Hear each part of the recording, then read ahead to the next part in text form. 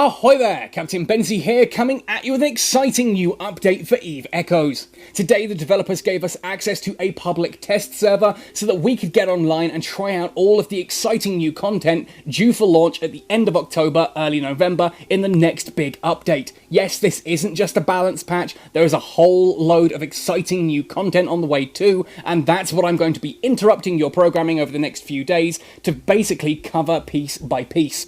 Today I'm going to do a video just talking about all of the exciting new stuff that's coming, just to showcase what's in there and give you an idea of what to look out for if you're just joining the test server yourself. Then over the coming few days I will start to do a deep dive on each and every one of those modules, ships and systems so that we can have a look and give you guys the best preparation possible for when the update lands. If you don't want to spend time messing around in the test server, I know a lot of people don't like to be in a test server because ultimately at the end of the period you lose all of the progress you've made, and so some people do want to stick in live and keep doing their updates from there. Stick with this channel, make sure you're subscribed to, for the next couple of days at least, to make sure that you are seeing every exciting new feature coming in this update. Of course, if you enjoy the video as well, please hit like on it and subscribe to the channel for all things EVE Echoes. Ding that notification bell so that you never miss an upload, and let me know what topics you want to see me cover in future videos by commenting down below.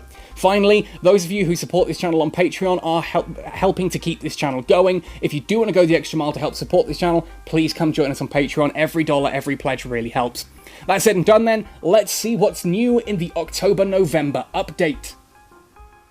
To showcase these new additions, I'm going to use the market so that we can have a look at them each one by one, starting off at the top here with the ships. If we go into destroyers and scroll down a little bit, you will see that there are now 8 shiny new Interdictor ships, 2 for each of the main empires. Caldari get the Cormorant Interdictor at tech level 6 and the Cormorant 2 at 9. Then of course Minmatar get the Thresher Interdictor and the Thresher 2 Interdictor, the Coercer Interdictor and the Coercer 2 Interdictor for Amar, and Galente get the Catalyst and the Catalyst 2 Interdictor as well there. These are Interdictor ships. When we say light interdictors, this is what we mean, or inties is another phrase that's sometimes used for these. So let's have a look at the Thresher Interdictor, just to give you guys an idea of what these are all about. Let's look at it properly. Now, looking at the skin as well, these things have some really interesting colours going on with them. I love the fact that the Thresher Interdictor is this kind of slate grey colour. Looking at its attributes and fittings, you'll see it's fairly similar to other destroyers of a similar type. I think it loses a low slot or a high slot or something here compared to like the Thresher Fleet issue, but it's not a bad ship overall. But it's the trait description where things become interesting. Looking at the roll bonus, it's a Thrasher, so do expect those typical bonuses as you should expect from the Thrasher, the Catalyst, the Coercer, and the Cormorant. They've all got those same roll bonuses, but you also get this +1 Interdiction Sphere Launcher module licenses. I like the fact they've reworded this now as module licenses. I will check in a moment. I think that should have updated as well for things like strip miners as well, which means basically it means this ship can fit Interdiction Sphere launchers, which are those terrifying bubble things that you keep hearing about, because yes, those are going to be in the game now, and of course we're going to do a full video on exactly how interdictors work later on.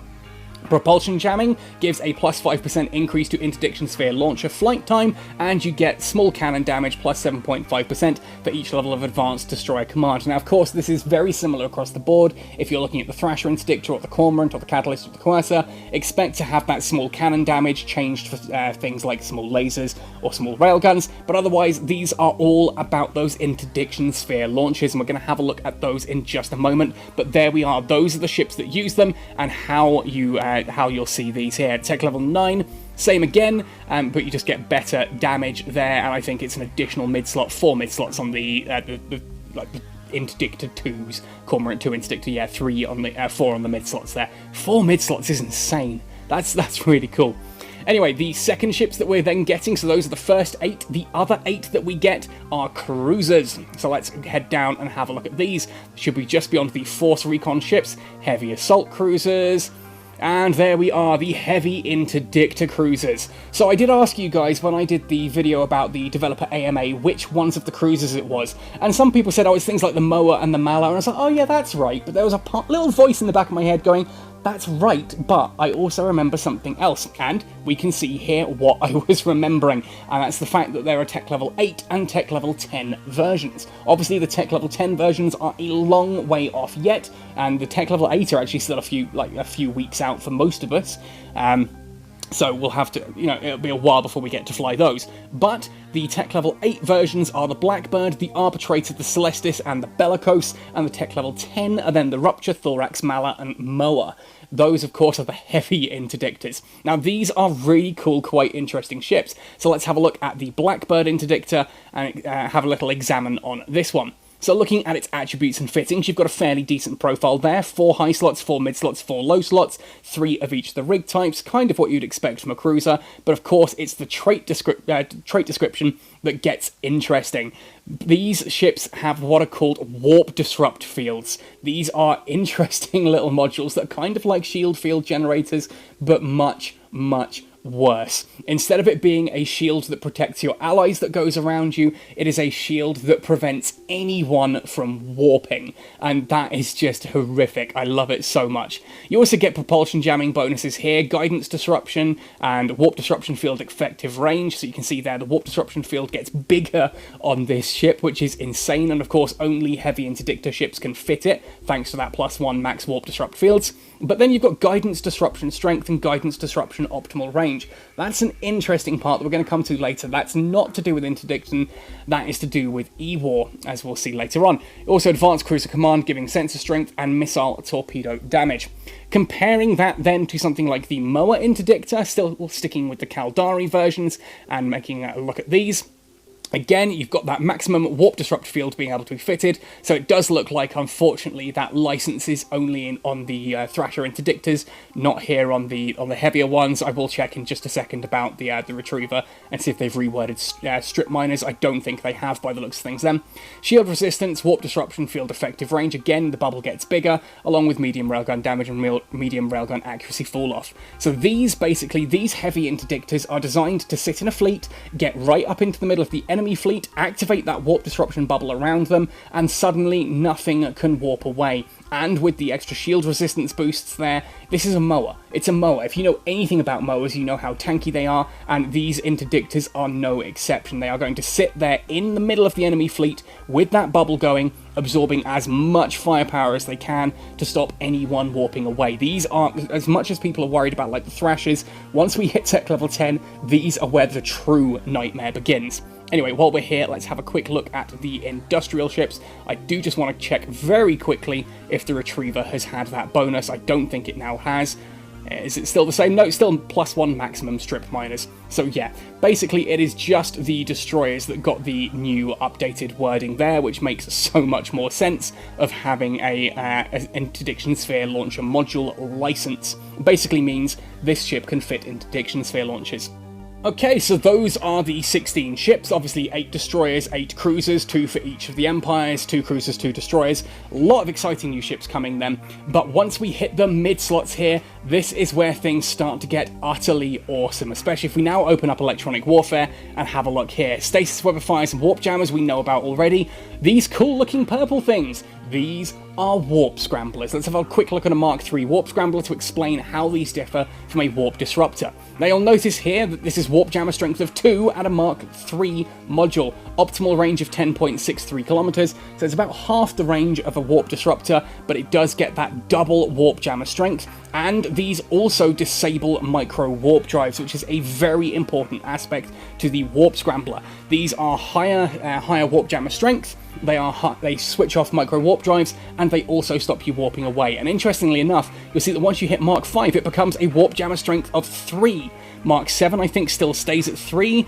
Mark 9, does it go up to 4? Yes, it does at Mark 9. And once you start hitting the storyline, you are sitting at warp jammer strength of 4, before eventually the Predator Warp Scrambler is a warp jammer strength of 5 with an optimal range of 15 kilometers. Yes, you've got to get quite close to use it, but my goodness, the fact that one module can do 5 points of warp jammer strength is going to really turn the tables. I've been fairly vocal about how I feel in regards to warp jammers versus warp stabilizers. This, I feel, very much fixes that. Do you go for the longer range, weaker version? You can start locking them down from a distance and just hope they don't have stabilizers. Or, if you need to get hyper aggressive, you can put a warp scrambler on, go insane at close range.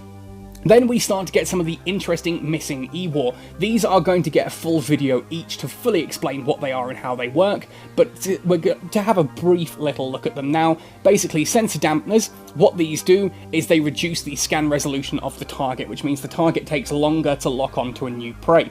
Ultimately, these are new mid-slots that are going to be added. They're predominantly Glente in design, and they just slow down how fast someone else can lock on. Interesting enough, very long range on these things. We then have tracking disruptors. Tracking disruptors are one of the two types of weapon disruptors. You get tracking disruptors and guidance disruptors. Those are both usually a MAR, but looking at some of the bonuses, it seems to be that tracking disruptors have been kept on a MAR, and guidance disruptors seem to have a bit more of a Caldari leaning. I mean, you saw the Blackbird Interdictor earlier had a bonus to guidance disruptors, which we'll see later. Now, what these do is they reduce the accuracy fall-off, the optimal range, and the tracking speed of any turrets on the ship that they target. Very, very useful if you're going up against a turret-using ship, especially things like cruisers. Allows you to get under their guns nice and easily. I'm going to skip these and come back up to them in a moment. We then have the guidance disruptors. Guidance disruptors are very much like the tracking disruptors, except they're designed around missiles. Again, here you can see a reduction to explosion velocity bonus, a reduction to explosion radius bonus, an increase to the explosion radius, so it's a bigger radius, thus it applies its damage less, and a reduction to flight time as well. So it makes the missiles shorter range, and those missiles struggle to hit faster moving, smaller targets. Now, the final one here to look at is then the Target Painter. These are a really cool, interesting E-War module that you shoot at a target and then makes them bigger. Here you'll see signature radius adjustment 23%. You hit someone with a Target Painter, in this case, their signature radius goes up by 23%, which makes them an easier target. Remember, signature radius, the bigger a ship's signature radius, the easier it is to lock onto, and the easier it is to apply damage, both with turrets and with missiles, but that's another topic for another video. Finally then, everyone's worst nightmare, right at the bottom of the mid-slots here are Interdiction Sphere launchers and Warp Disruption field generators. Cool looking modules these, but utterly terrifying once they're out in combat. And you'll see here, Mark V Interdiction Sphere launcher gives a lot of interesting things here, but the most important point to note here at the bottom is its disturbing force field range is 16 kilometers, it consumes fuel, and it's prohibited in the Empire. That means you can only use these in nullsec. If you are worried about having to face bubbles when you're in low sec or high sec, don't worry about it, it's only in nullsec. You're not allowed to activate these in high sec. These are the ones that are fired off the destroyer level. You'll launch one of these out. It's like a little drone almost that flies out into space and then pops into this massive bubble, and it stops people warping away. The rest of the stats here I will go over in a future video, but for them, to explain for the time being, these are the bubbles that are launched out of the destroyer interdictors. Below these then, we get these very handsome looking pink fields, the Warp Disruption field generators. These are the ones that you fit to the heavy interdictors, the cruisers. And what these do, again, you'll see prohibited in the Empire, you can only use these out in nullsec. They give a disturbing force field range around them, in this case 16.8 kilometers. They do consume fuel, and quite a lot of it per activation. They make the ship bigger as well, but again, it's a big field that is around the ship. The difference is that a Warp Disruption field generator is centralized on the ship, whereas a Warp Interdiction Sphere launcher is a module that is launched into space and then erupts. So the destroyers can actually be outside of that disruption range themselves, and they drop the bubble at a distance, whereas the Warp Disruption field generators are centered on the ship itself. And those are the new modules and ships coming in the October-November update. Very, very exciting times. Lots of really cool stuff to get your mitts on and have a look at. Give those a try. If you want to try the test build, all you need to do is on the main screen before you log into the game, there's a little bit in the top there left that allows you to swap between the standard build and the test build. It takes about a 70 megabyte update each time you swap. So if you're swapping to the test build, you need to make that little update. If you want to swap back from the test build onto the live servers, you need to download an update again each time. It's a little bit annoying, but it does give you that opportunity to jump in here, give these a little go. Now, some people have been asking, where do these all drop? And I will do a list on each of those as well. Some of them, like the Mark III, can just be bought on the market. A great way to just give them a very basic test. but otherwise a lot of them are blueprints or modules that are dropped in combat anomalies. So it's going to be a case of get out there, get ratting, try the different areas, and see if you can figure out where all these modules drop. I haven't got the full list on hand, I have got it noted down from the developer AMA, so if you do want to find it, I'm sure it's in the developer AMA video I did. I just need to search back through the notes on that one, and I will be able to find those and start talking about where they drop.